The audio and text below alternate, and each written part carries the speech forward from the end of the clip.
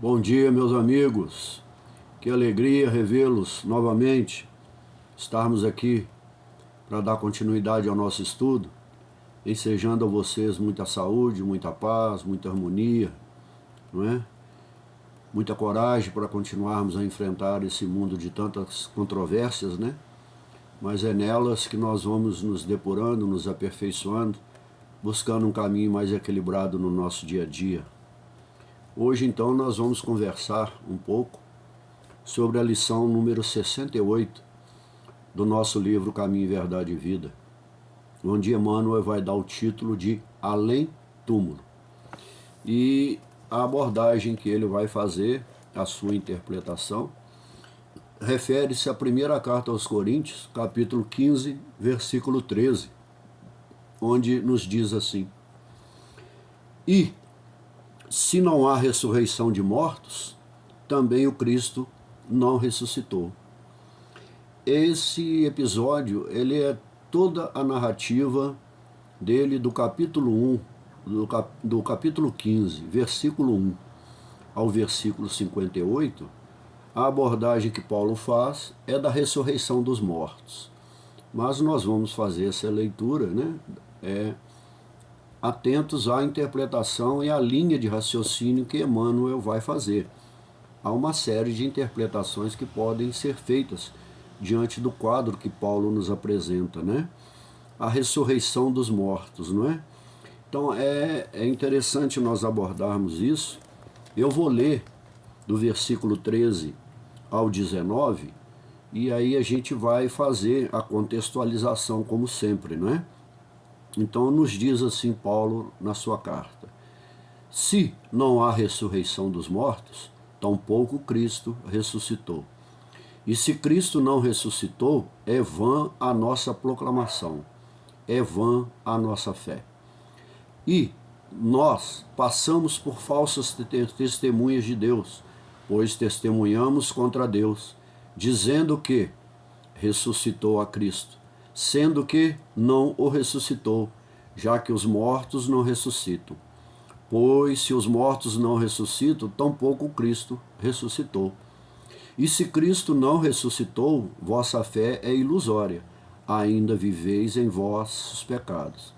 E os que morreram como cristãos pereceram para sempre. Se puséssemos nossas esperanças em Cristo somente para esta vida, somos homens mais dignos de compaixão. Nós estamos falando aqui da imortalidade da alma. O termo que era usado para a ressurreição no hebraico, anástasis, quer dizer ressurgir, renascer, reerguer-se em espírito. A questão da ressurreição havia muita confusão, porque como o próprio Cristo, por exemplo, nós temos a materialização de Elias e de Moisés, né, lá na passagem que nós já lemos passada, né, onde eles apareciam com o corpo de Moisés, mas o corpo atual, assim como Cristo, quando ele ressuscita, ele plasma o seu corpo na forma do Cristo, não é? Então há esse desacordo, achando que nós, o corpo, nós temos uma vida só e que nós iríamos ressurgir sempre depois do julgamento final com o mesmo corpo, a mesma aparência. Isso não existe, não é? O corpo, ele é plasmado, não é? O espírito dá a forma a ele que ele pretende, daquela vida, daquela personalidade que ele quer se identificar em espírito, né? Então é ressurgir em espírito, reerguer-se em espírito, né, para a vida eterna. Mas acima de tudo, o que Emmanuel vai colocar aqui, essa vida eterna, ela é ativa, né? Porque a imortalidade, ela é uma lei natural. Não é uma invenção humana, uma invenção espírita. Ela é um princípio lógico, uma lei, não é? Então, quando Paulo fala ali, se o Cristo não ressuscitasse, e se ele, como um ser bem-aventurado, um Cristo, né, ele retorna à sua condição crística para ser inativo? Ele não diz que ia nos preparar num lugar, lá em João 14? Então, se ele ia preparar num lugar, ele ia ser após a sua ressurreição, um ser ativo, que ele ia trabalhar para nos preparar outro lugar. Então, nos preparar outro lugar, aonde? Para sermos também seres inertes, não é? Como aquela tríade criada pelas religiões de inferno, purgatório e céu, seres inativos. Agora, colocam os seres inferiores como seres ativos para nos atormentar e dão a eles título de demônio, diabo, Satanás. Não são mais que seres inferiores que também vão renascer em si mesmo através de ciclos reencarnatórios, vão se aperfeiçoando e também vão trilhar para a evolução. E vão angariar moradas mais felizes, mais satisfatórias.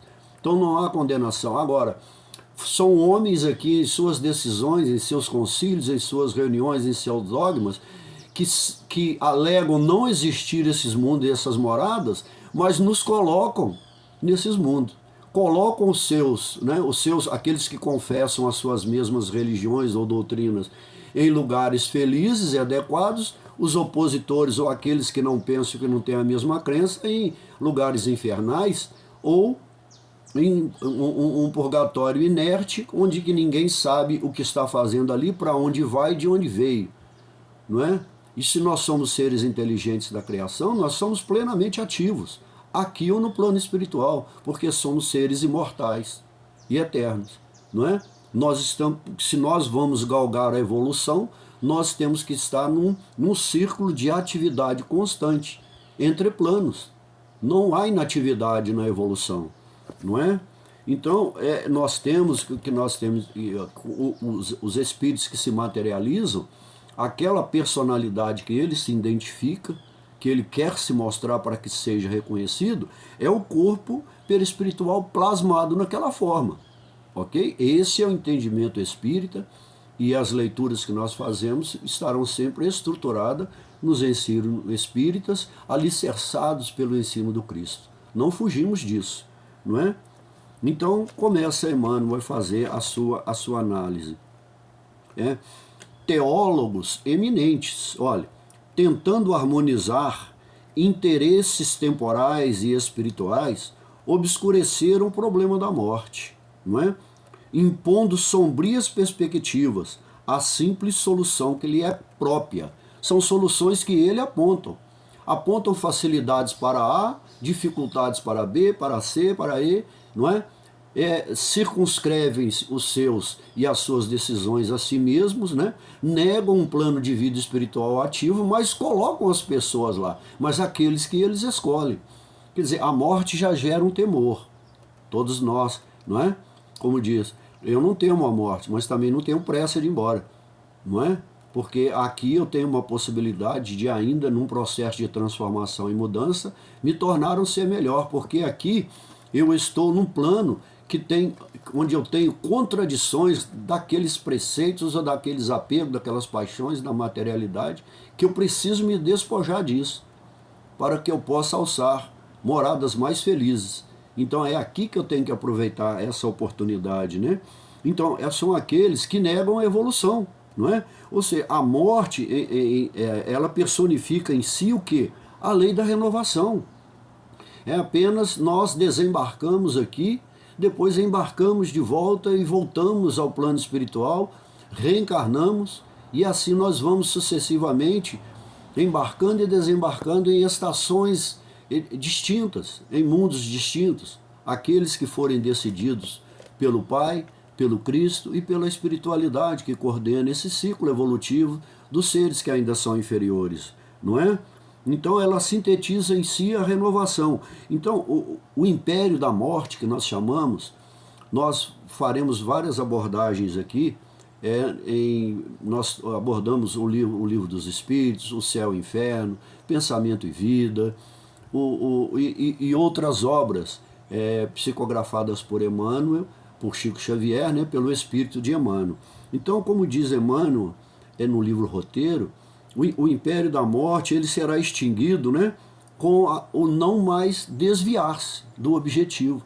Quando nós pararmos de tentar dissimular o caminho, enganar, porque nós enganamos a nós mesmos, desviar. Por que é pecado? Pecado é desviar do alvo, hamartia. não é? Quando nós pararmos de intentar com esses desvios, não é?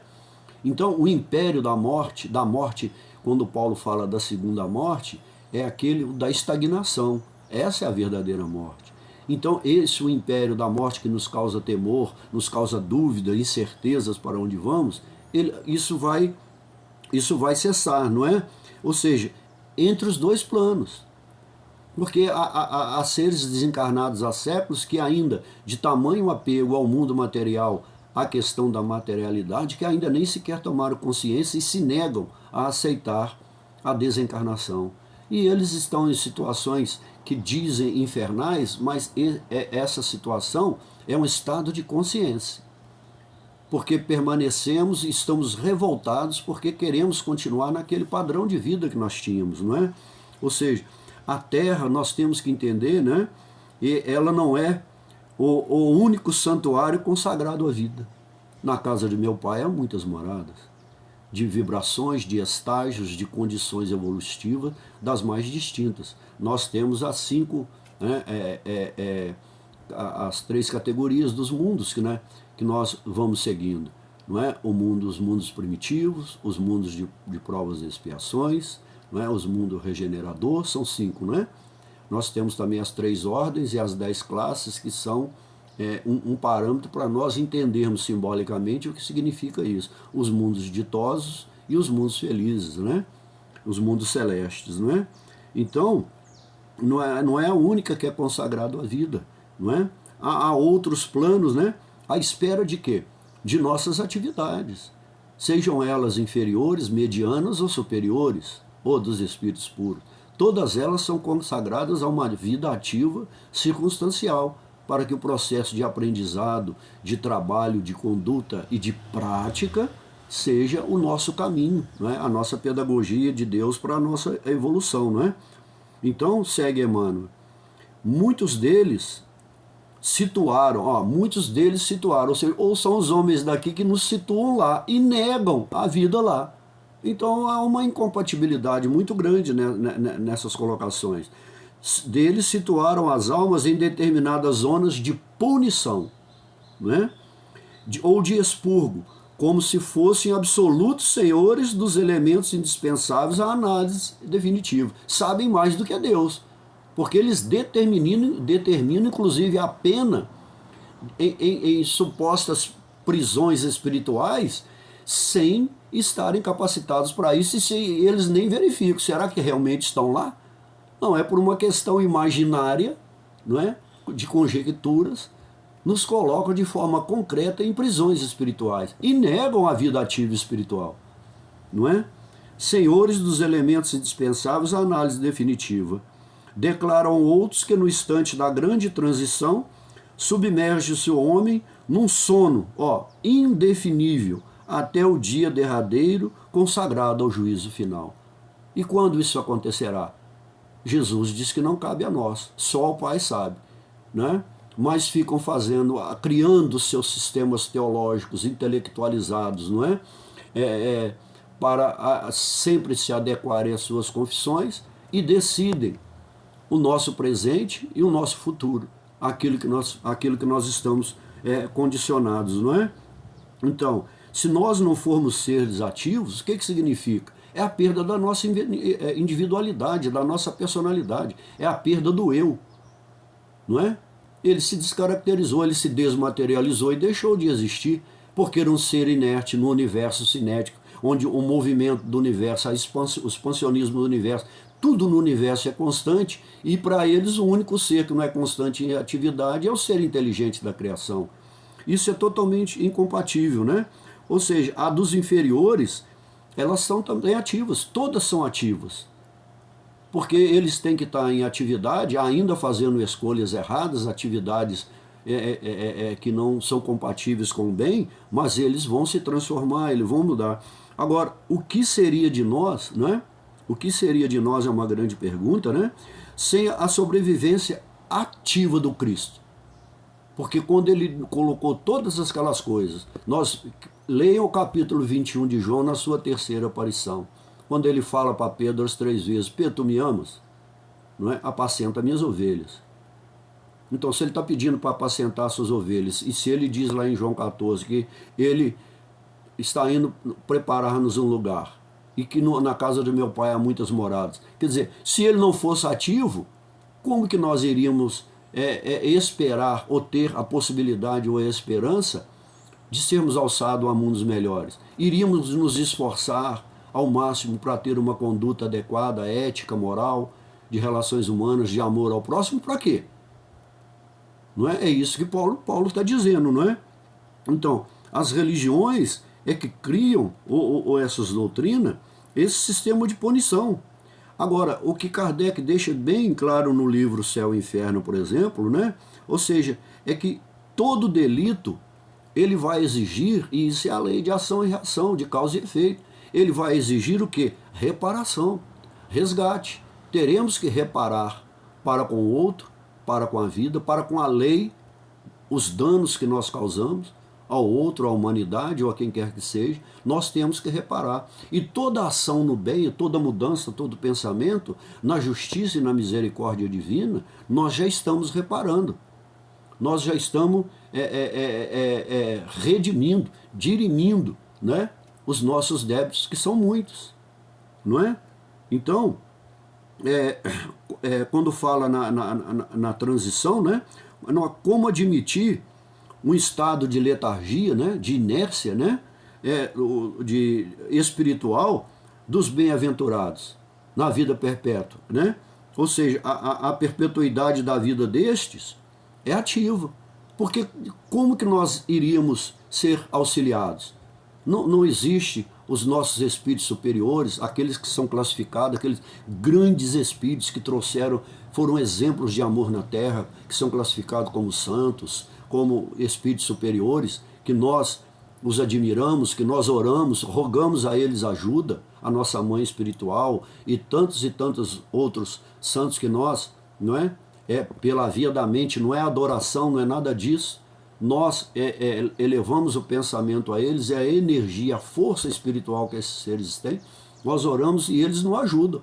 Então, se a vida deles não é ativa no plano espiritual, como que nós vamos rogar ajuda a eles? Se eles são seres inertes, não podem fazer nada por nós, não é? Então, esses seres bem-aventurados, a vida deles são ativas. A morte, né, é apenas, olha, outra colocação do livro Roteiro, não é? A morte é apenas, não é, mais um dia de trabalho edificante em outro plano, a caminho da onde? Da luz. Recomendo, leiam o livro A Caminho da Luz. Não é? É um processo. É um processo. Não é algo que já está pronto. Essas denominações religiosas, elas têm uma receita, como diz o Haroldo Dutra Dias, em que o bolo já está pronto. Numa vida só já colocam, já classificam, já condenam e já colocam os seus nos mundos celestes e depois aqueles que não, ou aqueles que têm determinados erros, aí em outras classificações, em outros mundos inferiores, recebendo castigos eternos, não é? Então, a caminho da luz, a doutrina espírita não está negando, não está refutando isso. Só que isso aí não tem uma receita pronta. Cada um de nós vai ter que fazer, completar e trabalhar para consolidar esse bolo pronto. E como? Pela via das reencarnações. É um processo lento de evolução e de crescimento, onde nós mesmos, o único que pode avaliar isso é Deus e o Cristo. E a espiritualidade, na medida que nós temos correspondência com essas ações, com essas atitudes, com essa conduta, nós então vamos ter uma possibilidade de nos elevar, de seguir a caminho da luz, até atingirmos a condição de seres ressurretos. Aí nós estaremos no mesmo padrão crístico. Mas nós é que temos que fazer isso. Não são homens aqui da Terra que, por decisão, não é, de seus dogmas, nos colocam lá. Não é isso. Porque a questão da parcialidade e do privilégio, ela é bem clara, não é? Então, a gente... essas questões da punição, me desculpem, da vida celeste ativa, não é? Em outro plano, ou seja, a caminho da luz, não é?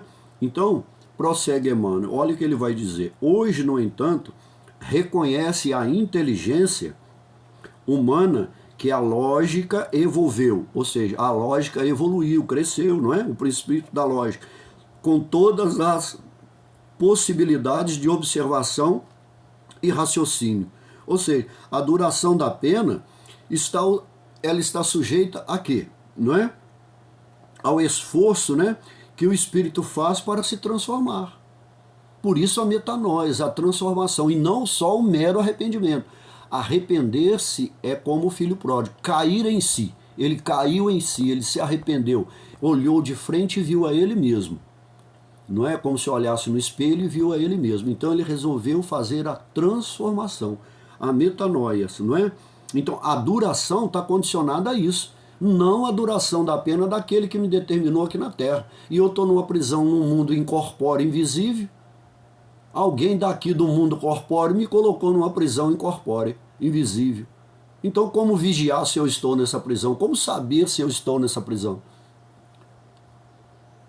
Não há ninguém punido com prisão. A prisão, a prisão mais dura é a via da consciência.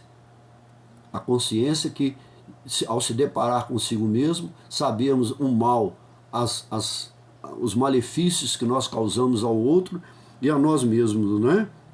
Ou seja, que o Espírito passa para se transformar, né? Sem jamais, em hipótese alguma, tirar-lhe o livre-arbítrio.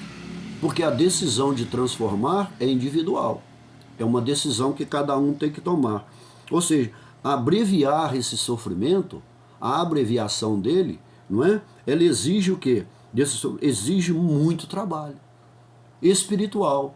Aí é entre planos. Tanto aqui encarnado, eu sou um ser que estou habitando um corpo, não é? Eu sou um espírito que ora está habitando um corpo. Eu tenho um corpo que ora que eu estou habitando ele, mas eu vou deixá-lo.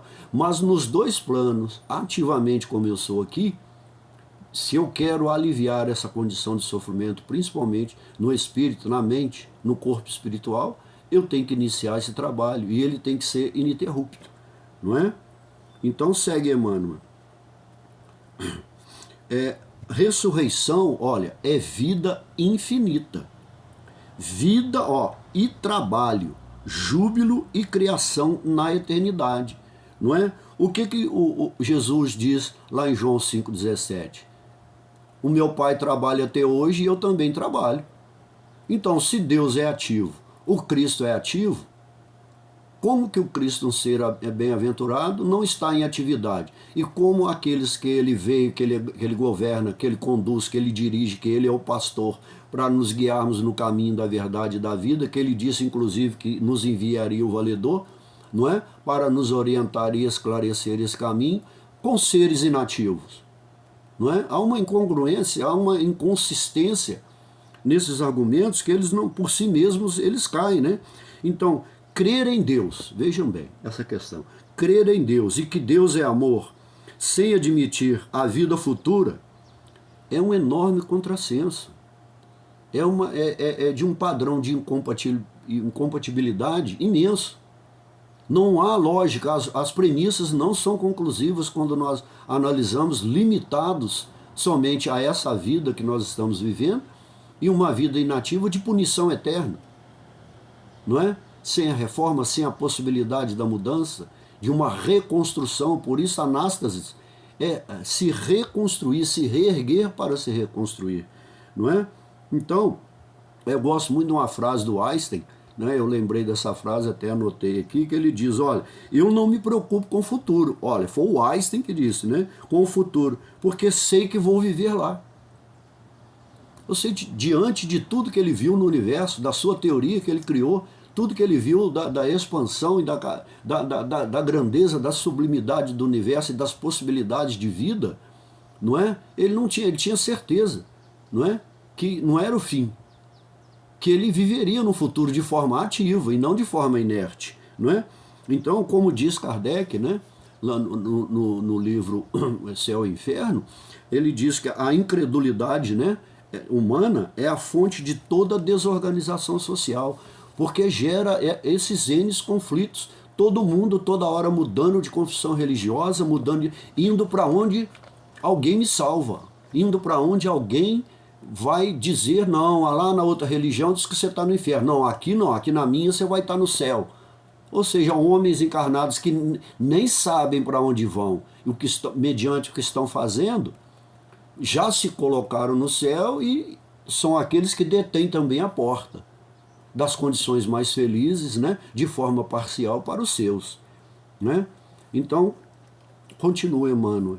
Como qualificar a pretensão, né, daqueles que designam, ou seja, aqueles que designam, eles é que ditam, você para lá, você para cá, você para lá, olha, designam, vizinhos e conhecidos para o inferno ilimitado do tempo. Como acreditar, permaneçam adormecidos milhões de criaturas, aguardando o minuto decisivo de julgamento, quando o próprio Jesus se afirma em atividade incessante, repetindo aí João 17, não é? Então, vamos entender bem isso. Designam. Então, os meus filhos, a minha família, se for eu que vou designar, estão no céu, independente do que eles façam. Agora o meu vizinho do lado esquerdo, que eu simpatizo, está no céu. Do lado direito, que eu não simpatizo, ele está no inferno. Os vizinhos da minha confissão religiosa, aquelas que julgam as outras, umas às outras como melhores ou como maiores. Então, são seres humanos, uns colocando os outros em condições de felicidade mediana e de uma situação infernal de sofrimento eterno. Olha, são princípios que não se afirmam, que não tem uma estrutura, está estruturado sobre a areia, como o Cristo disse, né? Então, o castigo real, como nos diz Kardec também no livro Céu e Inferno, é a reabilitação. Você tem que se reabilitar. Olha o caminho das dificuldades que um irmão aqui que está nas dependências de algum determinado vício, como ele sofre para se reabilitar. Reabilitar o espírito também pressupõe isso. Reeducar o espírito para o caminho moral, para que ele possa se erguer nos dois postulados que a doutrina nos ensina, no intelecto e na moral, é ele que tem que fazer. Assim como ter a coragem de enfrentar e de me abster, não é, de substâncias que me causam vício, o esforço não tem que ser meu. Os médicos, os psicólogos, os psiquiatras não auxiliam, mas se eu não fizer a minha parte, eu não consigo me libertar daquilo. Mesma coisa são as paixões humanas. Então o castigo é a reabilitação, é eu entender que é responsabilidade minha abrir mão desses apegos, né? Os espíritos só podem o quê? Adquirir conhecimentos, vamos dizer assim, e se elevar de forma ativa. Como o espírito vai melhorar, vai se reerguer, vai se reabilitar se ele é inativo? Olha, continuem, observem como não há uma consistência nesses argumentos, né? O próprio arrependimento já é uma reparação, já é um movimento de querer mudar, mas exige o quê? Ação, não é? No corpo ou não. Em todas as moradas, encarnado ou desencarnado, a ação de transformação, de mudança é constante, e em espírito mais ainda. Porque os caminhos se abrem mais para nós entendermos quem formos aqui, o que devemos fazer lá e projetarmos, não é? Pela misericórdia de Deus, do Cristo, da espiritualidade, uma nova oportunidade de reencarnar e continuar o nosso processo evolutivo, não é? Então, como qualificar, né? Ou seja, a residência, né? A residência da alma, né? Permanece situada, não é? No manancial dos seus próprios pensamentos. Aqui que estão essas condições que eles inventam aí. Nós podemos já estar em regiões infernais, purgatoriais e celestes aqui. Não é ninguém que nos situa, somos nós mesmos que nos colocamos. E principalmente quando nós coadunamos, concordamos, nós ajuntamos uma turminha para nos colocar no céu e pela consciência ficamos condenando os outros. Não sabe que essa consciência está obscurecida por si mesmo, está velada pela necessidade de julgar o outro. E olha, cuidado, na medida que nós medirmos, seremos medidos, não é mesmo?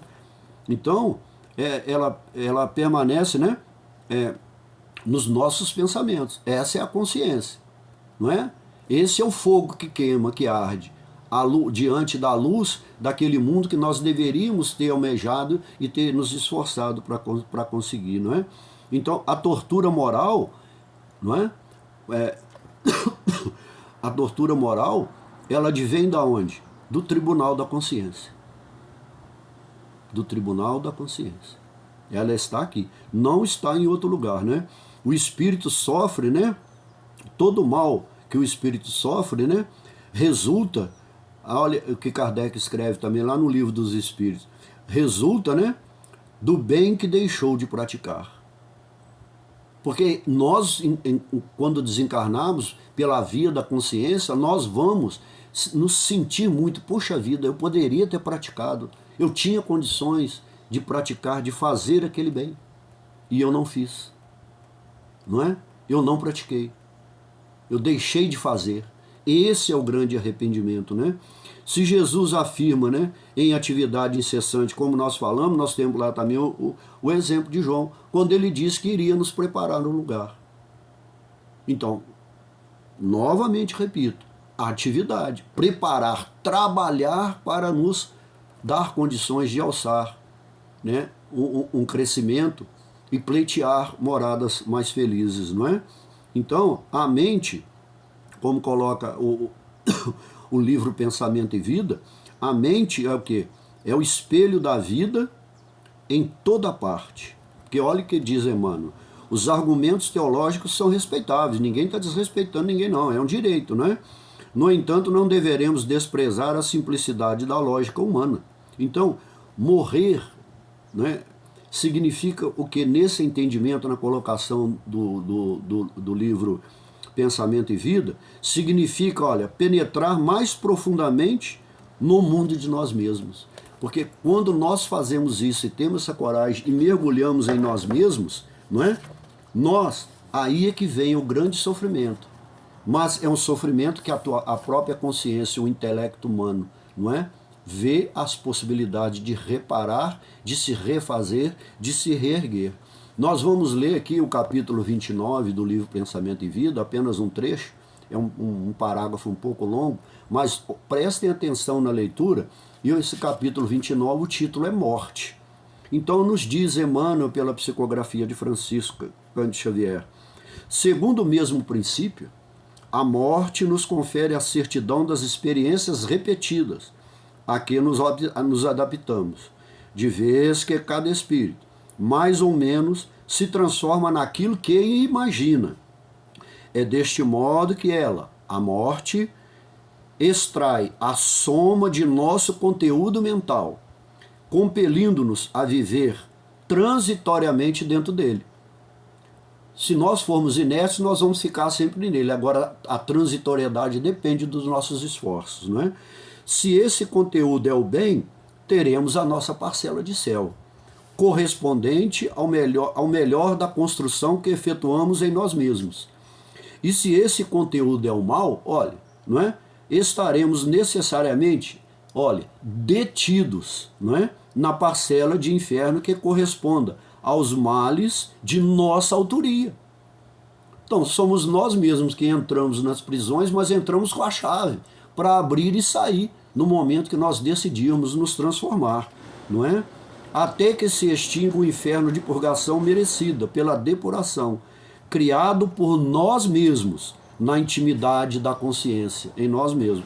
Tudo que foge à lei do amor e do progresso, sem a renovação e a sublimação por bases, gera um enquistamento. Enquistamento quer dizer endurecimento, um tumor, como se a nossa consciência tivesse endurecida, como uma rocha, como uma pedra. Gera um enquistamento mental, que nada mais é do que a produção de nossos reflexos pessoais acumulados e sem valor na circulação do bem comum, consubstanciando nas ideias fixas, no monoideísmo, né? Fixas, em que passamos a respirar, depois do túmulo, a afeição de loucos autênticos, por nos situarmos, não é? Distantes da realidade fundamental. Não tem explicação mais lógica e adequada do que essa que Emmanuel nos dá, não é? Então prossegue Emmanuel. Comentando o assunto portas adentro, do esforço cristão, somos compelidos a reconhecer que os negadores do processo evolutivo do homem espiritual, depois do sepulcro, definem-se contra o próprio Evangelho. O mestre dos mestres ressuscitou em trabalho edificante, olha, não é? Antes dele partir, dele ir, ele teve várias atividades, vários encontros, não é? Edificante. Quem desse modo atravessará o portal da morte para cair, olha, em ociosidade? Incompreensível, é uma pergunta. Somos almas em função de aperfeiçoamento. E, além túmulo, encontramos a continuação do esforço e da vida. Não é? Então, não há inércia, não há inatividade. Quem pensa em se aposentar é só aqui na Terra. E mesmo assim nós não conseguimos ficar inertes, parados. Só aqueles que são ociosos mesmo, não é? O reino da vida, o que nós podemos entender aqui, né? Além da morte, não é um domicílio de milagres, como nos diz Kardec, dos milagres que são operados aqui na Terra para nos colocarmos lá. Porque às vezes nós causamos tanto dano, tantos males a nós mesmos e principalmente ao próximo e à humanidade, que são um milagre mesmo para nos colocarmos no céu. Porque nos arrependemos, confessamos, pedimos perdão e está resolvido. Não precisamos reparar os danos que nós causamos. Olha, isso está lá no livro Roteiro. Olha a inconsistência disso. Outros têm que reparar, mas eu, porque eu tenho privilégio, eu não preciso reparar, não é? Então, os espíritos bem-aventurados, né, eles não estão em mera contemplação monótona, não é? no mundo espiritual. Porque a monotonia, se fosse esse caso, chegar à condição de espírito puro e não entender como Cristo diz que é servir. Por que ele recebeu essa tarefa de nos reeducar para seguirmos o caminho da verdade e da vida? Não é? Que é a essência dessa obra.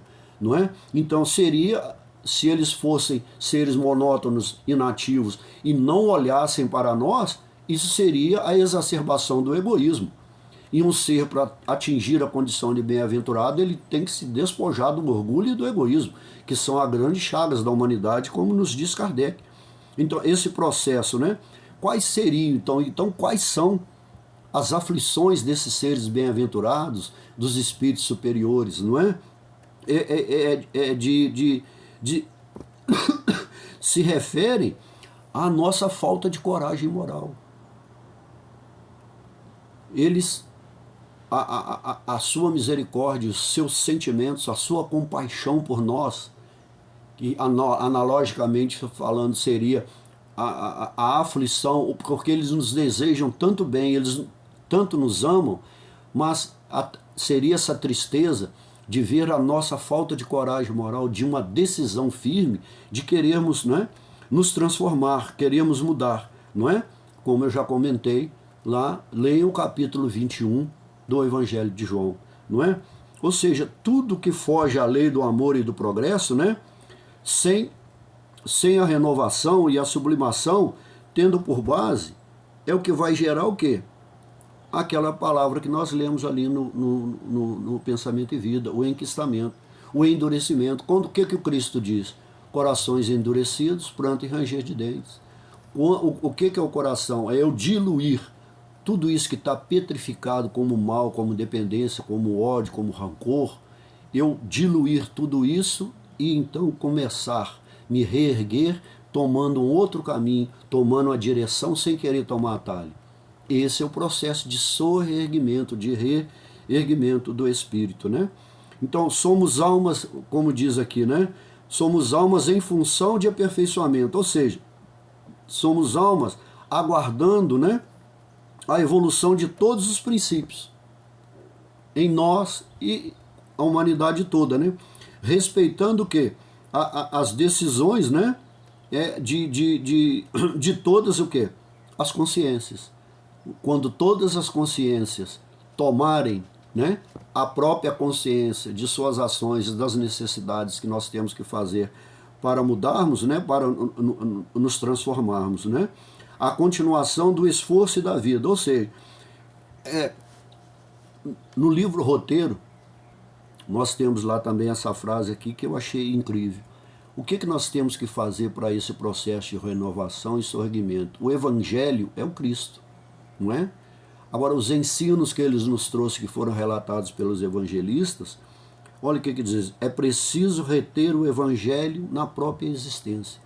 A existência não está falando só da existência terrena, é da nossa existência enquanto seres encarnados, enquanto seres desencarnados, incorpóreos. Nós temos que reter o Cristo dentro de nós. Ele é a estruturação para não pararmos, não nos estagnarmos, não sermos seres enquistados em nós mesmos, com esse tumor, né, rochoso, que são as nossas paixões e as nossas maldades, as nossas iniquidades, não é?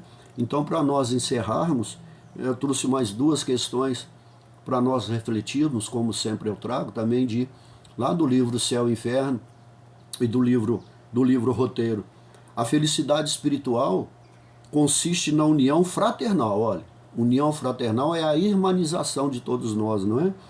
Fraternal, olha, de pensamentos, porque aqui no pensamento é onde nós causamos mais males.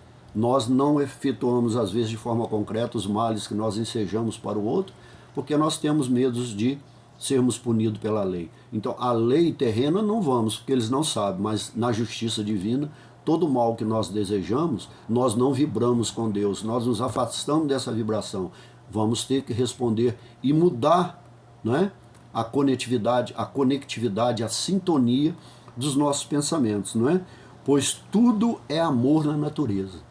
Então, à medida que nós desconectamos das ações de amor, de bondade, não é? De tudo aquilo que se refere à prática do bem e do amor ao próximo e a Deus e a nós mesmos, não tem correspondência com a natureza, com a nossa própria essência, porque a nossa natureza é de amor, porque todos nós somos criação divina, não é? Então, mercê de semelhante bênção, cada ser é acalentado no degrau da vida em que se encontra. Então, mesmo aqui nesse mundo de provas e expiações, nós estamos sendo acalentados pela misericórdia de Deus, pelo amor do Cristo por nós, pela espiritualidade, por todos esses seres benfazejos que nos auxiliam no dia a dia, na nossa jornada evolutiva. Por que eles fazem isso? Porque eles já passaram por isso. Eles entendem o nosso sofrimento.